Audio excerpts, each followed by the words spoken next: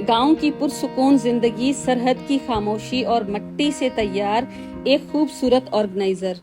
आज की वीडियो सिर्फ एक क्राफ्ट वीडियो नहीं है, एक मिसाल है कि किस तरह से कम चीजों के साथ हम अपनी जिंदगी को खूबसूरती से जी सकते हैं।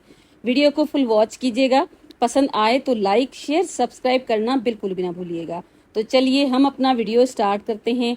यहाँ पर आप देख सकते हैं एक मट्टी की दीवार गिरी थी, कच्ची मट्टी की। उसी मट्टी को हम दोनों ने मिलके कलेक्ट किया है और इसको हमने ओवरनाइट के लिए भिगो के इस तरह से रख लिया है।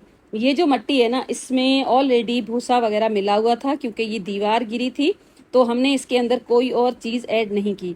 पहले तो हमने इस तरह से इसको सोक किया, फिर मुझे लगा कि हमें बहुत सारा टाइम लग जाएगा, तो मैंने ना, ये जो मेरे पास लेडी बैठी हुई है ना, इन्होंने मुझे इस तरह से ये पूरी मट्टी क्रश करके दे दी और उसके बाद हमने इसको भिगो के ओवरनाइट रख दिया है।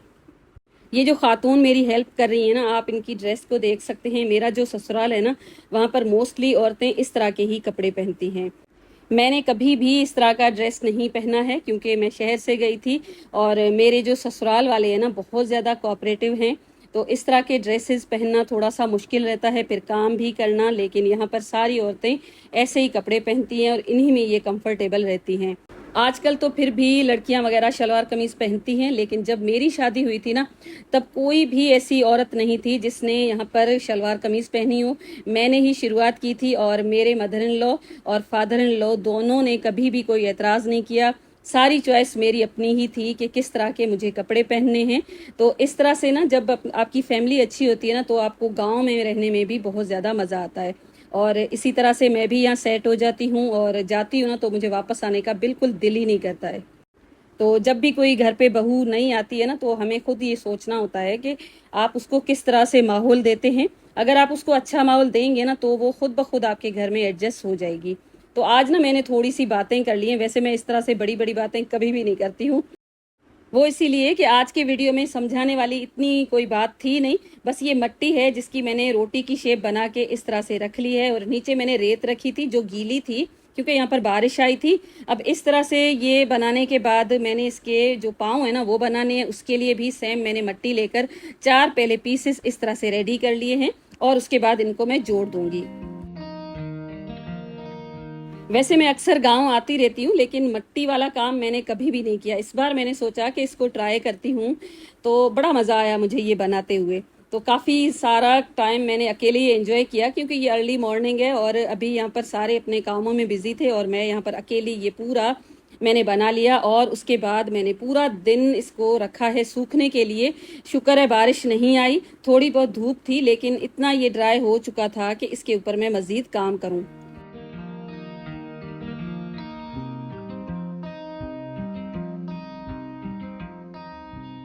तो इस तरह की इसको शेप देने के बाद आप कोई पेंसिल ले सकते हैं, कोई स्टिक ले सकते हैं, और इसमें मैंने थोड़ी थोड़ी गैप के साथ, तकरीबन 1-1 इंच की गैप के साथ होल्स कर लिए हैं, ताकि मैं इसको जब यूज़ करूँ ना, तो यूज़ करना काफ़ी ज़्यादा आसान हो जाए। और इस तरह से सोराख करने के बाद इसको मैंने ड्राई होने के लिए रखा है पूरा दिन। और यहाँ पर आप टाइम चेक कर सकते हैं, बिल्कुल अर्ली मॉर्निंग है और यहाँ पर ये जो हमारा ऑर्गेनाइजर है ना, बन रहा है। अब यहाँ पर शाम हो चुकी है और मैंने इसको निकाल दिया, लेकिन आप सेंटर से देख सकते हैं थोड़ा बहुत ये क्रैक हुआ है, लेकिन मुझे जल्दी थी क्योंकि मुझे वापस भी आना था। अब यहाँ पर आप देखें, ये जो सोराख है ना, थोड़े से मुझे क्लियर करने थे, क्योंकि दूसरी साइड से हल्के फुल्के से बंद भी हो चुके थे। और ये जो शाम है ना, वही शाम है जिस दिन हमने जो मटका तोड़ के और उसके बाद उसको जोड़ा था। ये जो दिन था ना, इसमें हमने बहुत सारे काम किए थे। अब ये ड्राई हो चुका है, इतना नहीं हुआ कि इसको हम बहुत अच्छी तरह से यूज़ कर सकें, लेकिन इसके ऊपर काम किया जा सकता था। अब इसकी जो भी एजेस वगैरह है ना, उनको मैंने पानी डाल के इस तरह से हल्का सा गीला कर लिया है और इसकी चारों तरफ से मैंने दीवारें बनाना शुरू कर दी।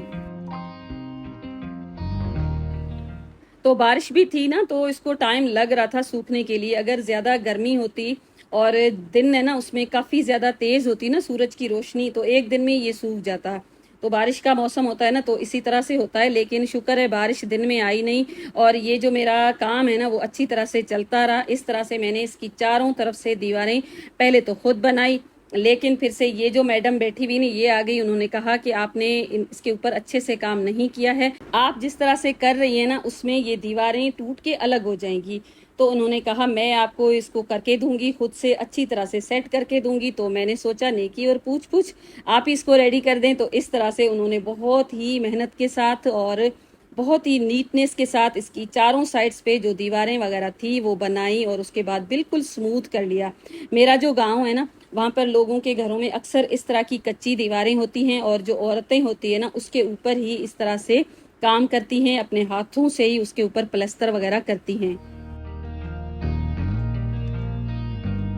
तो सेंटर में हल्के से जो क्रैक्स आए थे ना उनके ऊपर भी इन्होंने दोबारा ये मट्टी वगैरह अप्लाई करके बिल्कुल स्मूथ कर लिया और सोराख मुझे ऐसे लग रहा था बिल्कुल बंद हो जाएंगे, उनको वापस से मैंने क्लीन कर लिया। गांव में ना ऐसा ही होता है कि जब भी मैं कोई वीडियो बनाने लगती हूँ ना, मेरे पास बहुत सारी हेल्प खुद ब खुद मौजूद होती है। फिर कैमरा सेट करना हो, वीडियो बनाना हो या किसी भी काम में मुझे हेल्प चाहिए होती है ना, बिना बोले ही मुझे हेल्प मिल जाती है। तो यहाँ पर ये मैंने ड्राई होने के लिए रखा है और ये ना ओवरनाइट रखा था और ये आ गई ये दूसरी सुबह, और सुबह फिर से हमारा सफ़र हो गया शुरू और हम आ रहे थे वापस कराची। और अब मैं आपको लेकर जाऊंगी इंडिया और पाकिस्तान का जो बॉर्डर है ना वहाँ पर, आपको काफ़ी ज़्यादा मज़ा आने वाला है। तो ये नंगर पार्कर है, मेरा जो गांव है ना उससे तकरीबन 50 किलोमीटर आगे जब जाएंगे ना तो ये पार्कर का इलाका आ जाता है। काफ़ी ज़्यादा खूबसूरत है और ये कारुंझर माउंटेन है जो आपने न्यूज़ वगैरह में अक्सर सुना होगा, और बहुत ही प्यारा सा ये इलाका है। और जब बारिशें आती है ना ये मरी से बिल्कुल भी कम नहीं होता है।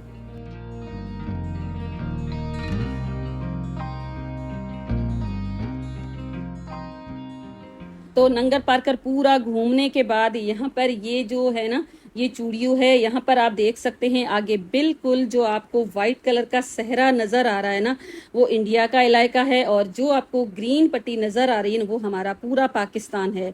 यहाँ से तकरीबन 1.5 किलोमीटर की दूरी पे ये बॉर्डर है। और ये जो मंदिर है ना दुर्गा माता का मंदिर है, और पत्थरों के ऊपर चढ़ के और बहुत ही ऊंचाई के ऊपर ये मंदिर बना हुआ है, और मंदिर पूरा पत्थरों के अंदर बना हुआ है और ये पूरी इसकी एराजी है। तो यहाँ पर जब खड़े होते हैं ना तो पूरा बॉर्डर क्लियरली नज़र आता है और बहुत ही अच्छा सा लुक आता है, और शाम के टाइम ये मंजर बहुत ही प्यारा नज़र आता है। लेकिन हम यहाँ पर दिन में आए थे। आजकल जो मौसम चल रहा है ना बारिशों का, इनमें आप बेझिझक जा सकते हैं और यहाँ पर आप जो कुदरत है ना उनके नज़ारे चेक कर सकते हैं। जो पत्थर है ना उनके अंदर ही लोगों की रिहाइश है। मैंने कल एक शॉर्ट आपके साथ शेयर किया था जिसमें एक पत्थर था जिसके अंदर एक छोटी सी बच्ची बैठी हुई थी, मुझे बड़ी क्यूट लगी तो मैंने उसकी भी वीडियो बना डाली। हमारा जो एरिया है ना उसमें तफरीक बिल्कुल भी नहीं है, सारे इंसान है ना वो बराबर है। यहाँ पर ये हिंदू मजहब का मंदिर है लेकिन यहाँ पर आपको हर कम्युनिटी के लोग मिल जाएंगे। यहाँ पर ऐसा बिल्कुल भी नहीं है कि आप कौन सी कम्युनिटी से हैं और आपको कहाँ पर जाना है, ऐसा बिल्कुल भी यहाँ के लोग महसूस नहीं करते हैं। वैसे इंसान है ना हर कोई बराबर ही होता है। बस हम कराची आ पहुंचे और ये मैडम भी मेरे साथ आ गई हैं। इसको मैं बड़ी केयरफुली लेकर आई हूँ, साथ कपड़े शपड़े लगा के लपेट के, मुझे लगा के कहीं टूट ना जाए। तो अगर मैं गांव में होती ना तो इसके ऊपर वाइट मट्टी लगाकर इसको बिल्कुल वाइट कर लेती, लेकिन अब यहाँ पर मट्टी तो मौजूद नहीं है तो मैंने वाइट सीमेंट ले लिया, बिल्कुल पतला सा इसका घोल बना लिया है। क्योंकि जब मट्टी ड्राई हो जाती है ना तो उसमें थोड़े से क्रैक्स ज़रूर आते हैं, तो इन क्रैक्स को भरने के लिए जो वाइट मट्टी होती है उसको मैं यूज़ करती। लेकिन अब ये जो वाइट सीमेंट है ना इसके साथ मैं इस पूरे के ऊपर कलर कर दूंगी ताकि ये देखने में भी अच्छा लगे और उसके साथ साथ मजबूत भी हो जाए। तो बस ये जब ड्राई हो गया ना तो इसका कलर है ना और खिल के आया, और उसके बाद थर पार्कर की जो ट्रेडिशनल आर्ट है ना वही मैंने इसके ऊपर अप्लाई किया है। तो इस तरह से जब पुराने ज़माने में वहाँ पर घर वगैरह होते थे ना उसके ऊपर इस तरह से ड्राइंग भी बनी होती थी। तो अभी आजकल तो वो मौजूद नहीं है क्योंकि आजकल औरतों के पास इतना टाइम ही नहीं होता कि इस तरह से मट्टी वगैरह का काम करें, लेकिन मैंने वही ड्राइंग सेम इसके ऊपर ट्राई की है। अभी ये जो स्टेप है ना बिल्कुल ऑप्शनल है, लेकिन मैंने इसको इतने प्यार से बनाई थी तो मैंने सोचा इसका जो लुक है ना इतना ही अच्छा और प्यारा आना चाहिए। तो इसके ऊपर मैंने ये ड्राइंग बना दी है, सिंपल सी एक बेल ही मैंने इसके ऊपर ट्राई की है। और ग्रीन पत्ते बनाने के बाद फ्लावर्स जो मैंने रेड बनाए ना उसके अंदर येलो कलर के डॉट्स लगा के इस तरह से मैंने इस पूरी को बना के रेडी कर दिया है। अब मैं इसको अपने जब किचन में रखूंगी ना तो लुक भी बहुत ही अच्छा सा देने वाली है।